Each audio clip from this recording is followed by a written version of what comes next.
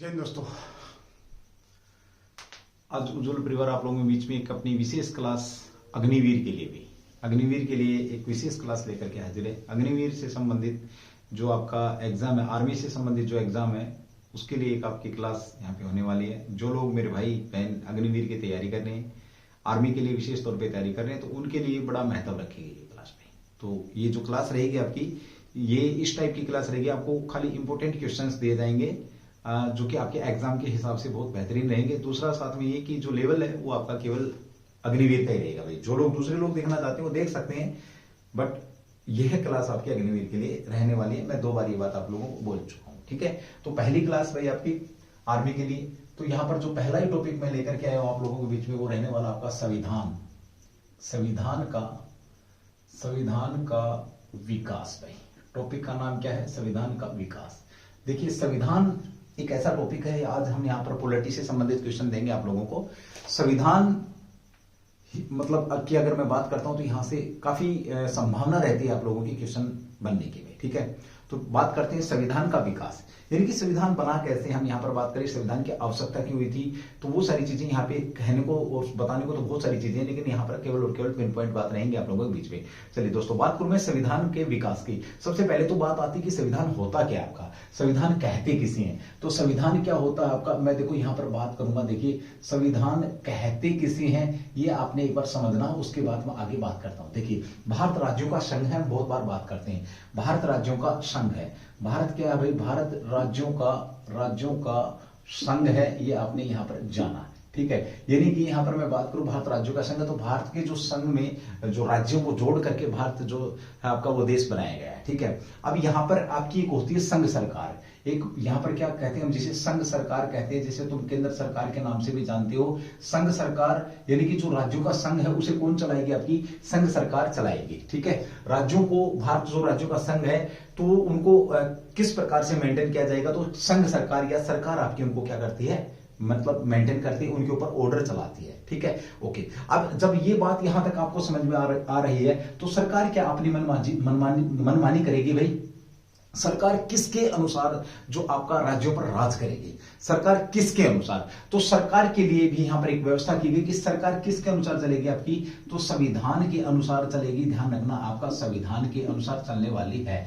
संविधान के अनुसार जब सरकार आपकी चलती है, देखिए अगर किसी को स्पीड तेज लग रही है तो वो आपका स्पीड फोन की सेटिंग होती है, उसमें जाकर के स्पीड को कम कर सकता है, ठीक है, और अगर कम लग रही है तो तेज कर सकता है। तो संविधान के अनुसार यानी कि इस सेट ऑफ रूल, यानी कि ऐसे रूल और कानून आपके इस बुक के अंदर, ये एक बुक है, इस बुक के अंदर अगर मैं बात करूं तो आपके रूल और कानून लिख दिए गए हैं, रूल और कानून यहां पर बनाए गए हैं जो क्या करेंगे, जिसके अनुसार आपकी सरकार चलेगी। तो जहां पर यह लिखा गया है, आप इस चीज को इस तरीके से समझेंगे, जहां पर यह लिखा गया है, क्या यह लिखा है कि सरकार कैसे चलेगी, यानी कि सरकार आपका कौन से रूल फॉलो करेगी, उन रूलों को क्या कहा गया? आपका संविधान कहा गया है। अब देखिए, संविधान की आवश्यकता क्यों पड़ी? संविधान की आवश्यकता ये मैंने आपको यहां पे बता दिया कि संविधान की आवश्यकता क्यों पड़ी।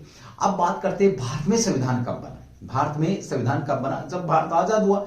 हमसे आजादी से पहले तो अगर मैं बात करूं, आपका भारत आपका 1947 को आजाद हुआ, ये आप लोग जानते हैं। इससे पहले तो हमारे ऊपर कौन शासन कर रहे थे? तो अंग्रेज शासन कर रहे थे। अंग्रेज क्या कर रहे थे? शासन कर रहे थे। हमें इसका एहसास हुआ बाद में, काफी देर बाद इसका एहसास होता है, जब अंग्रेज हमारे ऊपर आकर के पूर्णतः मतलब कब्जा कर लेते, तब हमें एहसास होता है कि भाई हमें भी कुछ ऐसे रूल और नियम बनाने चाहिए जो हमारे लिए काम करे। यहां पर मैं अगर एक बात बोलूं आप लोगों को, तो वो ये कि भारत में संविधान आया कैसे। एक्सप्लेन करने को तो बहुत सारी चीजें हैं, लेकिन आपके लेवल के हिसाब से मैं यहां पर बात करूं तो दोस्तों, सबसे पहले बात आती है कि जो भारत का जो संविधान लागू होता है वो कब होता है, इसको बता करके मैं इसका विकास करूंगा कि संविधान बना कैसे भी, ठीक है। तो भारत का जो संविधान लागू होता है, तो संविधान कब लागू होता है ये आप लोगों को पता, 26 नवंबर 1949 को भारत का संविधान लागू होता है, ये आप लोग जानते हैं। अंतरिम रूप से मैं बात करूं, कहां पर आपका अंतरिम रूप से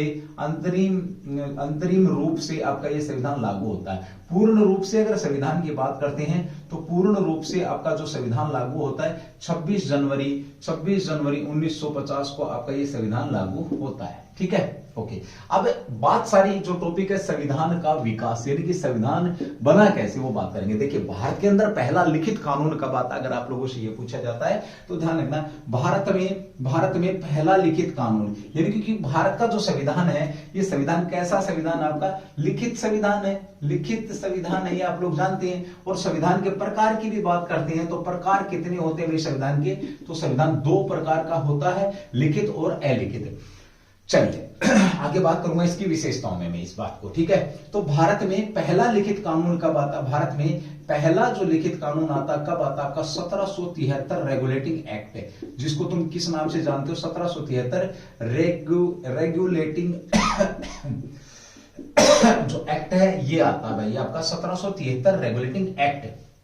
यानी कि भारत का जो विकास प्रारंभ हुआ है, भारत में जो कानून संविधान का जो विकास प्रारंभ हुआ वो कब से हुआ, आपका 1773 रेगुलेटिंग एक्ट से ये विकास आपका प्रारंभ होता है। ये मैंने यहां पर बात करी। आपसे क्वेश्चन पूछा जाता है कि भारत का संविधान का विकास प्रारंभ कहां से होता है, तो जो पहला एक्ट आता आपसे डायरेक्ट ये भी पूछ लेता है कि 1773 रेगुलेटिंग एक्ट से भारत का पहला लिखित कानून, देखिए क्वेश्चन पूछेगा तो भारत का पहला लिखित कानून कौन सा आपका, तो यही है 1773 रेगुलेटिंग एक्ट है। और इसी से भारत के संविधान का विकास प्रारंभ होता है। इसके अंदर बहुत सारी चीजें की गई थी, ध्यान रखना। कंपनी का पूछेगा, जो यहां पर कौन सी कंपनी थी आपकी, तो ब्रिटिश ईस्ट इंडिया कंपनी, जिसका कि पूरा नाम है the governor and merchant of London of trading into the east Indies company, जिसे तुम ब्रिटिश ईस्ट इंडिया कंपनी के नाम से जानते हो। इस कंपनी ने यहां पर क्या किया था, अपने को प्रशासनिक निकाय में, अपने को क्या किया था, प्रशासनिक निकाय की बात करूं मैं यहां पर, तो आप इस चीज को इस तरीके से समझते हैं। अब तक क्या थे ये लोग, आपके व्यापारी थे, और अब ये क्या करेंगे, व्यापारी थे, अब ये लोग क्या करेंगे, राज करेंगे भारत के ऊपर, यानी कि भारत पर इनका अब तक कब्जा हो चुका है। ऐसा क्यों हुआ था, तो 1764 के अंदर आपका एक युद्ध हुआ था, ध्यान रखना। 1764 के अंदर आपका एक युद्ध हुआ था, जिसे आप किसके नाम से जानते हैं, बक्सर का युद्ध। भाई कौन सा युद्ध आपका, बक्सर का युद्ध के नाम से हम इसको जानते हैं। बक्सर के युद्ध के बाद क्या हुआ था, तो बंगाल, बिहार और उड़ीसा की दीवानी भारत से किसको, अंग्रेजों को मिल गई थी। ये क्वेश्चन आपके बीच में डायरेक्ट आता है, बक्सर किस युद्ध के बाद आपकी बंगाल, बिहार और उड़ीसा की दीवानी मिली थी। तो बंगाल की दीवानी मिली, बंगाल प्लस आपका बिहार, भाई बिहार प्लस आपका उड़ीसा की दीवानी मिलती है किसको, अंग्रेजों को या ब्रिटिश ईस्ट इंडिया कंपनी को। इसका मतलब यह है कि जो अब टैक्स लेने का जो अधिकार मिल गया वो कब मिला अंग्रेजों को, 1764 के युद्ध के बाद 1765 में ये अधिकार अब मिल गया। अब इन सब चीजों को देखते हुए भारत में अंग्रेजों ने अपने लिए कानून बनाने प्रारंभ किए, खुद के, जो कि अंग्रेजों के लिए ही कानून थे, अंग्रेज ही बनाने वाले थे, अंग्रेजों के लिए ही काम कर रहे थे। तो पहला आपका विकास होता 1773 में काफी कुछ किया गया। 1773 की अगर मैं बात करता हूं तो इस जो अधिनियम है इसके बहुत सारे फायदे यहां पर देखने को मिलते हैं। इन्होंने नींव रखी, प्रशासनिक की नींव रखी। इसकी अगर मैं बात करता हूं तो यहां पे प्रथम जो गवर्नर जनरल, जो आपका अब तक अगर मैं बात करूं, जो आपके गवर्नर, बंगाल का जो गवर्नर जनरल का जो पद था उसे क्या कर दिया गया, प्रथम गवर्नर जनरल के पद के रूप से उसको, पद के नाम से उसको जाना जाने लगा। एक बार आप इसका स्क्रीनशॉट लेंगे, उसके बाद मैं आगे बताता हूं कि हुआ क्या है, ठीक है। एक बार आप इसका स्क्रीनशॉट लो, उसके बाद आगे बढ़ते हैं भाई।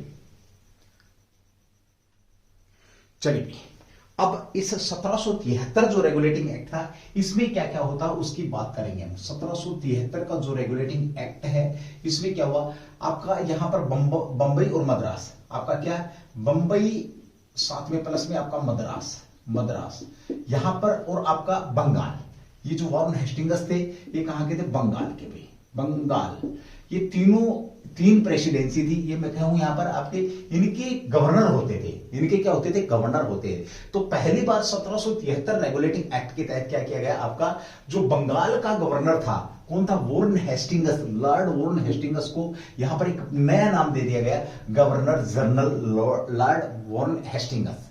इसका मतलब ये होता था कि यहां पे आप ध्यान देंगे तो ये जनरल तो कहां का, आपका बंगाल का है, लेकिन अब ये जो तीनों आपके जो बंबई मद्रास के गवर्नर जनरल जो दोनों ये किसके अधीन काम करेंगे? अब बंगाल का जो गवर्नर जनरल है, गवर्नर जो जनरल है, इस जनरल के अधीन काम करेंगे, जनरल के अधीन काम करेंगे। ये आपने ध्यान रखना है। यानी कि आपसे डायरेक्ट क्वेश्चन पूछेगा कि देश का पहला गवर्नर जनरल कौन था, तो ये आपके बने हैं देश का पहला, भारत का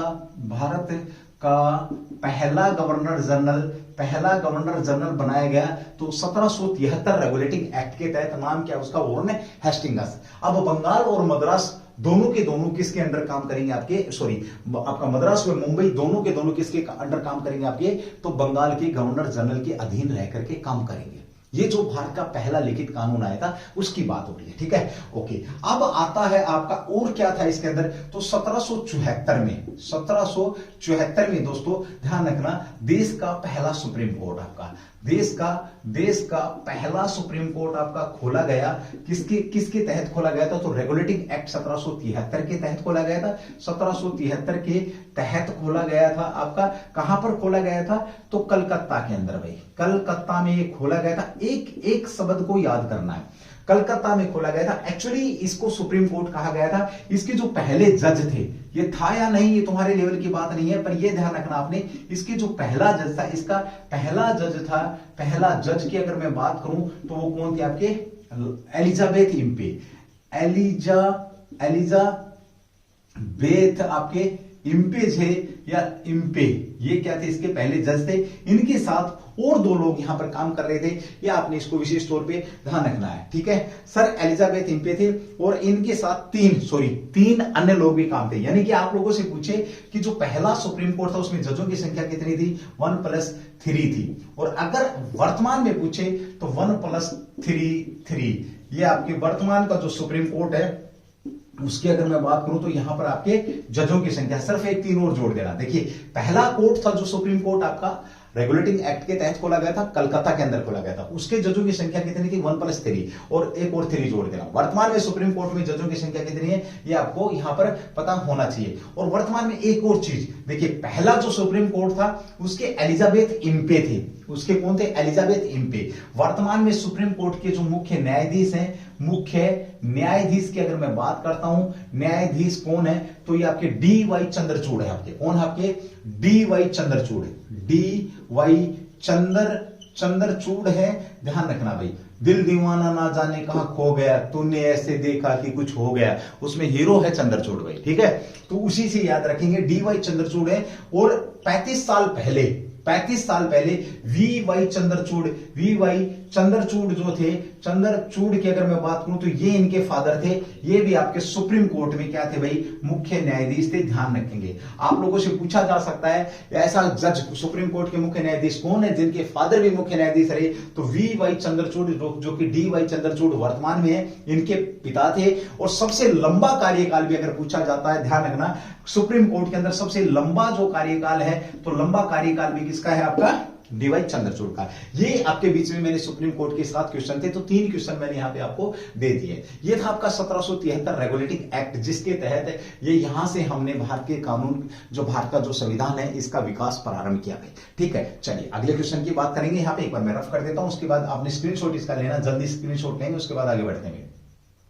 हो गया होगा मेरे ख्याल में, ठीक है। चलिए इसके बाद क्या होता है, आपका जो कमी आपकी रह गई थी, जो कमी देश के पहले आपसे पूछा जाता है, तो वॉरेन हेस्टिंग्स को ध्यान रखना। अब जो 1773 रेगुलेटिंग एक्ट में जो कमी आपकी रही है, उस कमी को पूरा करने के लिए एक और एक्ट लेकर के आए गए 1781 में। डायरेक्ट पूछेगा आप लोगों से, 1781 में भारत में कौन सा एक्ट आया? 1781 में एक्ट ऑफ सेटलमेंट, इसे क्या कहा गया? एक्ट ऑफ सेटलमेंट कहा गया।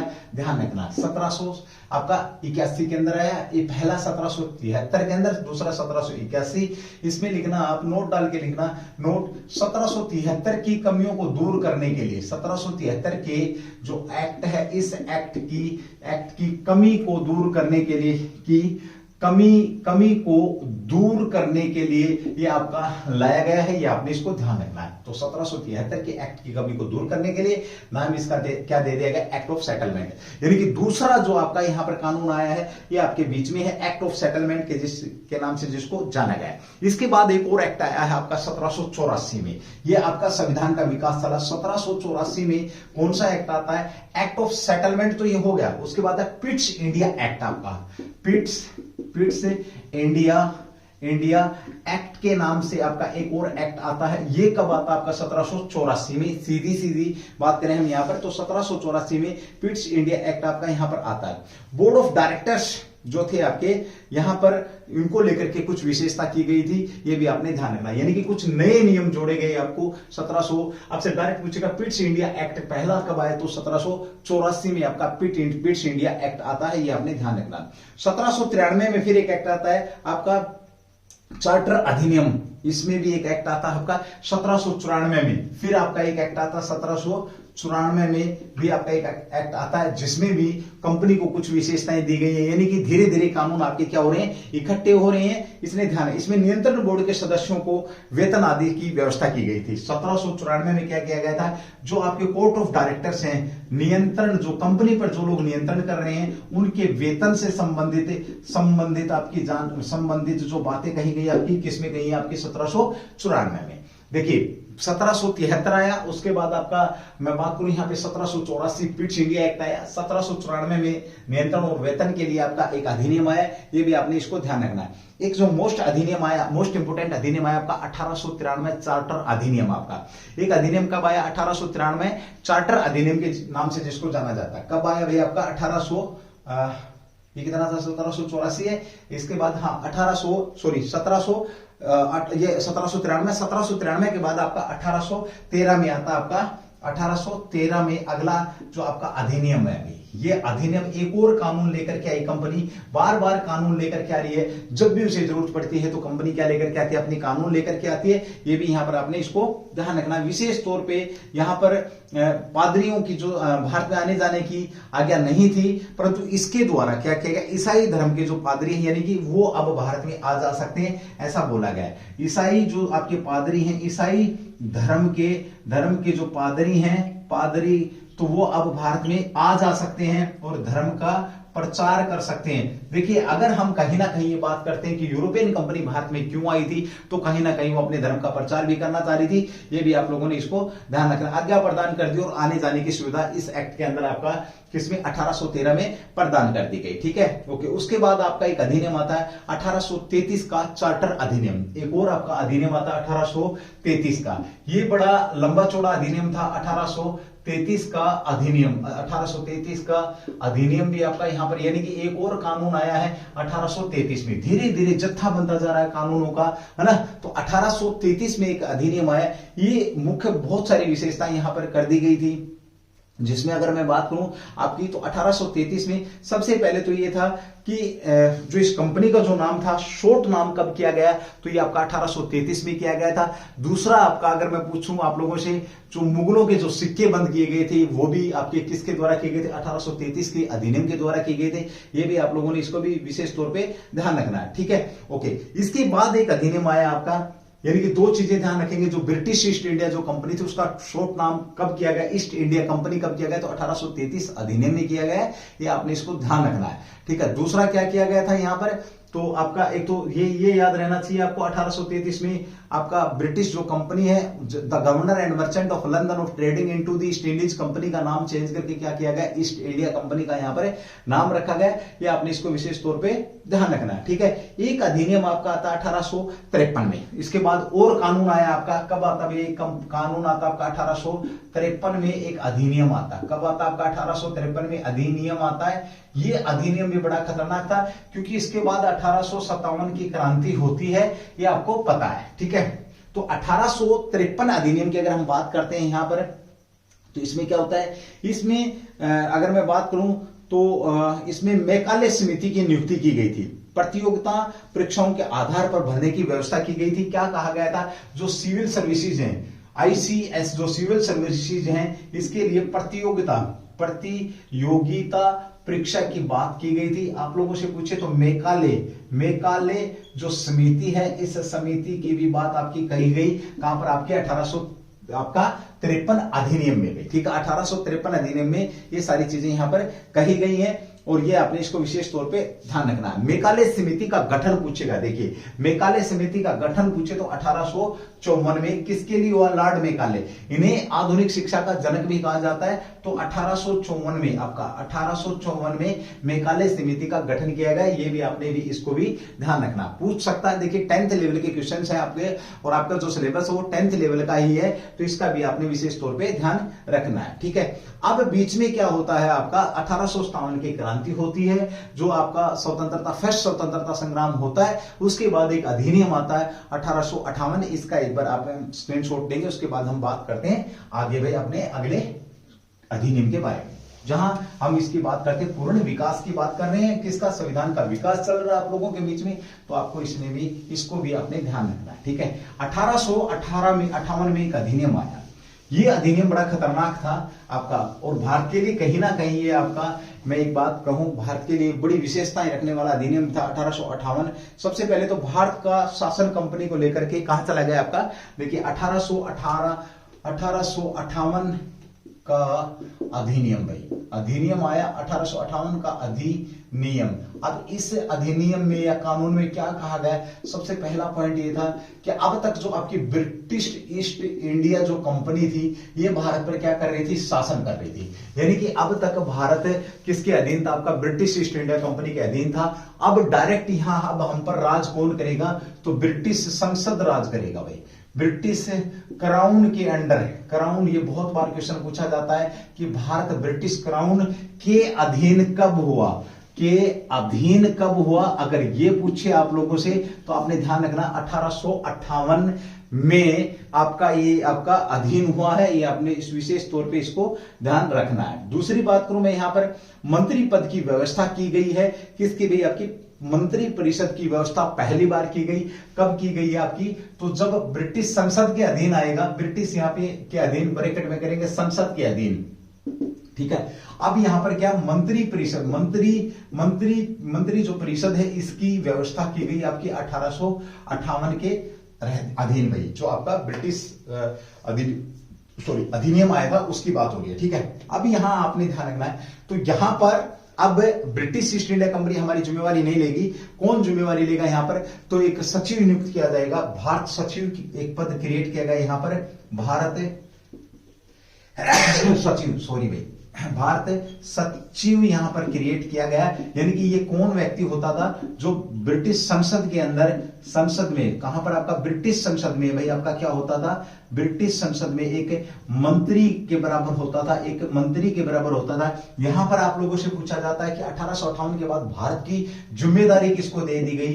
जिम्मेदारी किसको दे दी गई? तो इन्हीं को दे दी गई। डायरेक्ट हम किसके? महारानी या महाराजा के अंडर अब हम यहां पर रहेंगे। ऐसा इस 1858 के भारत के राज्य सचिव कह दो, भारत का सचिव कह दो, इसके अधीन हम यहां पर रहेंगे। ये बात यहां पर बोली गई, आपने इसको ध्यान रखना है।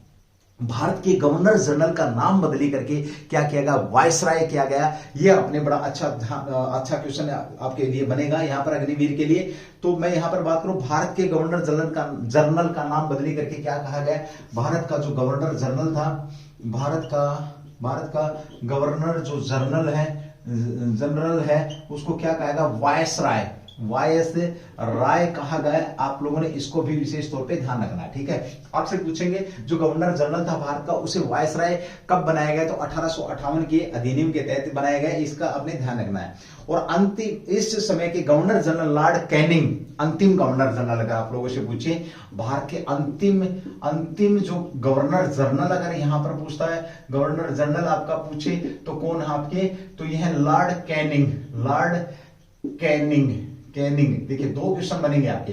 भारत के अंतिम गवर्नर जनरल पूछे आप लोगों से तो लॉर्ड कैनिंग है। अब इसे क्या बना दिया गया? वायसराय। तो भारत का प्रथम वायसराय भी अगर पूछे, भारत का प्रथम वायसराय अगर बात करते हैं, वायसराय आपका, तो कौन है आपके? लॉर्ड कैनिंग है। तो वायसराय भी प्रथम, क्योंकि इन्हीं को क्या बनाया गया है? वायसराय बनाया गया है। आपने इसको भी विशेष तौर पे ध्यान रखना। तो भारत के प्रथम वायसराय भी कौन आपके? तो लॉर्ड कैनिंग ही है। और अगर आप लोगों से ये पूछा जाए 1857 की क्रांति के दौरान आपके जो गवर्नर जनरल थे वो कौन थे? इस क्वेश्चन का मेरे को आप एक बार कमेंट्स करके जरूर बताएंगे, जो अग्निवीर वाले मेरे मित्र हैं भाई, ठीक है। ओके, उसके बाद आपका 1861 अधिनियम आता है, फिर आपके बाद आपका 1861 अधिनियम आता है। इसके बाद कौन सा अधिनियम आता है? आपका 1861 अधिनियम आता है, ये भी हमारे को थोड़ा सा ध्यान रखना है। इसके बाद आपका 1861 के बाद 1873 अधिनियम आता है एक आपका भाई, 1873 और 1800 शाही उपनाम अधिनियम आता है आपका 76 में। तो 1873 को एक आपका आता है क्या? 1873 में एक आपका और अधिनियम आता है, 1873 में एक और अधिनियम आया, इसने भी भारत में कुछ बदलाव किए, ठीक है, जो कि आपको सिर्फ इतना पता होना चाहिए। 1861 में आया है, उस 1858 के बाद 1861 में अधिनियम आया है, फिर आपका 1873 में आया है। 1 जनवरी 1884 को ईस्ट इंडिया कंपनी को औपचारिक रूप से भंग कर दिया गया, यह आपने विशेष तौर पे ध्यान रखना है। यानी कि कंपनी का शासन कब खत्म किया गया, अगर ये पूछे आप लोगों से, तो आपका 1858 में कंपनी का शासन भारत से खत्म किया गया। औपचारिक रूप से कब किया गया इसे भंग कब किया गया? तो 1 जनवरी 1884 को ईस्ट इंडिया कंपनी को, भाई बिल्कुल जहर क्वेश्चन आपका, यानी कि ईस्ट इंडिया कंपनी भंग कब करी गई? 1 जनवरी 1884 भाई, आपका 1 जनवरी 1884 को आपकी ईस्ट इंडिया कंपनी को क्या कर दिया गया? भंग कर दिया गया। ये आपने ध्यान रखना है, यानी कि कंपनी को समाप्त कब किया गया? तो ये भाई आपका 1 जनवरी 1884 को ईस्ट इंडिया कंपनी को औपचारिक रूप से भंग कर दिया गया, ठीक है। तो शाही उपाधि अधिनियम कब आया आपका? तो शाही उपाधि अधिनियम आता आपका 1876 में। तो अगला अधिनियम आया आपका शाही उपाधि अधिनियम। शाही उपाधि जो अधिनियम है, उपाधि अधिनियम कब आया आपका? तो ये 1876 में आया है, इसका भी आपने विशेष तौर पे ध्यान रखना है। तो चलिए दोस्तों, ये थी आज की क्लास। थोड़ी सी क्लास कराइए, छोटी सी क्लास कराइए, संविधान का विकास कराया। अगली क्लास में फिर मिलूंगा मैं आप लोगों से, यहीं से टॉपिक शुरू करेंगे आप लोगों के बीच में, और एक बहुत अच्छा 10 से 15 क्लास, लास्ट 10 क्लास के अंदर मैं आपका ये जो टॉपिक है पॉलिटी के, जो आपके अग्निवीर में आने हैं, वो आपको मैं कवर करा दूंगा। लास्ट 10 से 12, 14, 15 क्लास लास्ट रहेंगे भाई, ठीक है। तो आपने हर रोज अपनी क्लास को देखना है और क्लास को आगे भी फॉरवर्ड करना है। बड़े अच्छे क्वेश्चन, इसी प्रकार के लॉजिकल क्वेश्चन आपके बीच में आने की संभावना रहेगी। जैसे ही ये सिस्टम आपका, जैसे ये पोर्शन खत्म होगा, तो हिस्ट्री और साथ में आपका जो स्टैटिक जीके, उसके भी पोर्शन आप लोगों के बीच में प्रत्येक दिन आपको मिलते रहेंगे। हो सकता है हर दिन 2 क्लास आपको मैं रिकॉर्डेड दूंगे, ठीक है। तो थैंक यू दोस्तों, जय हिंद, जय भारत, डू दी बेस्ट विशेष है मेरी आप लोगों के लिए। ये जो अग्निवीर का जो मौका है, अग्निवीर से बढ़िया कुछ भी नहीं है। देश की सेवा के लिए जो एडवेंचर लाइफ जीने का जो मौका मिला है, आप इसको अपनी मेहनत के दम पे ले सकते हैं, अचीव कर सकते हैं। हर किसी के नसीब में नहीं होता है, जो मेहनत करेगा वही इसे पाएगा। तो चलिए दोस्तों, उज्जवल परिवार फिर हाजिर होगा आप लोगों के बीच में अपनी एक और नई क्लास लेकर के। यहीं से हम टॉपिक का स्टार्ट करेंगे। थैंक यू, जय हिंद, जय भारत, डू दी बेस्ट।